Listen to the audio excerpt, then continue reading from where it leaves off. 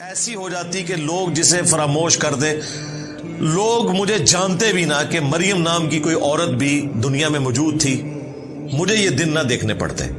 اب یہ بڑی حیران کن بات ہے کہ آپ کو حضرت جبرائیل علیہ السلام بشارت دے رہے ہیں تو آپ کی تو خوشی کی انتہا نہیں ہونی چاہیے تھی، لیکن بہرحال انسان ہے، انسان کے ساتھ وہ سارے کے سارے لوازمات لگے ہوئے ہیں، انسان لوگوں کی باتوں سے تکلیف کا شکار بھی ہوتا ہے۔ تو سیدہ مریم کو بھی اس تکلیف کا احساس ہوا کہ میں اب لوگوں کا سامنا کیسے کروں گی کہ بغیر شادی کے مجھے اولاد ہو گئی، تو لوگ طرح طرح کی باتیں کریں گے۔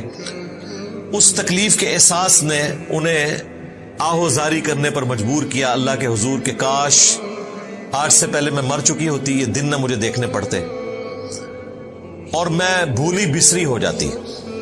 نسیم منسیہ۔ اب اس مبارک آیت میں بھی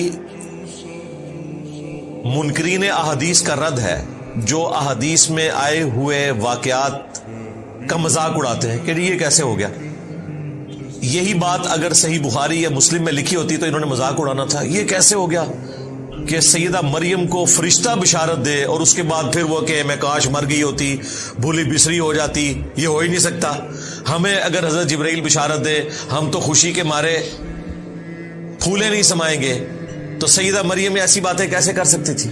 انہوں نے مذاق اڑانا تھا اور وہ جینون ہوتا گیون سرکمسٹانسز میں۔ لیکن اس کا جواب کیا ہے؟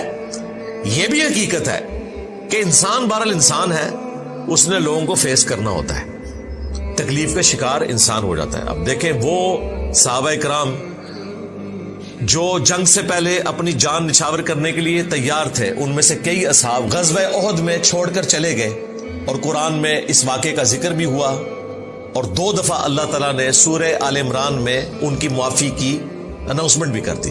لیکن واقعہ تو بہت بڑا ہے۔ آج اگر دقت نظر سے دیکھا جائے کہ یہ کیسے ہو سکتا ہے کہ جانثار لوگ نبی الاسلام کو چھوڑ جائیں، کچھ آخری وقت تک ساتھ رہے، کچھ چھوڑ کر بھی چلے گئے، لیکن آج کی ڈیٹ میں معاف ہو چکا۔ یہ بھی بشری تقاضا تھا، یہ ہو سکتا ہے۔ یہ شاعری میں باتیں اچھی لگتی ہیں، تیرے ہوتے جنم لیا ہوتا تو تیرے قدموں سے لپٹتا، تو میں خاک کا ذرہ ہوتا، میں اپنی جان نچھاور کر دیتا۔ جب وقت آتا ہے تو بہت مشکل ہوتا ہے اس پر عمل کرنا۔ آج دیکھ لیں کتنے لوگ ہیں جو فجر کی نماز کے لیے اٹھتے ہیں، انہوں نے نبی الاسلام کے لیے اپنی جان قربان کرنی تھی، جو بسترے کی قربانی نہیں دے سکتے۔ تو یہ جذباتی باتیں، پریکٹیکلی انسان تکلیف سے گزرتا ہے۔ تو یہاں پر بھی سیدہ مریم کا یہ کہنا یہ ایک بشری تقاضا تھا، انسان ہے۔ جب انہوں نے یہ فریاد کی تو اللہ تعالیٰ نے اس پہ انہیں کوئی ڈانٹا نہیں ہے، بلکہ فرشتے کے ذریعے بشارت دی۔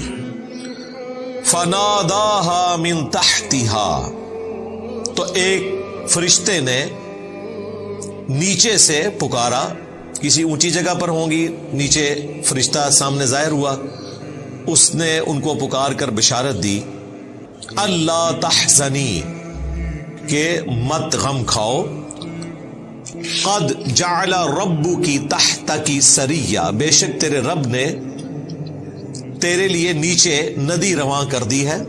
اب یہ معجزانہ طور پر ڈھارس تھی، اسی وقت کوئی ندی چلی ان کے لیے اسی درخت کے نیچے جہاں پر وہ بیٹھی ہوئی تھی۔ ظاہر ہے ان کے لیے پریگنینسی میں موومنٹ کرنا بھی مشکل تھا۔ اور دیکھیں دوسرا معجزہ یہ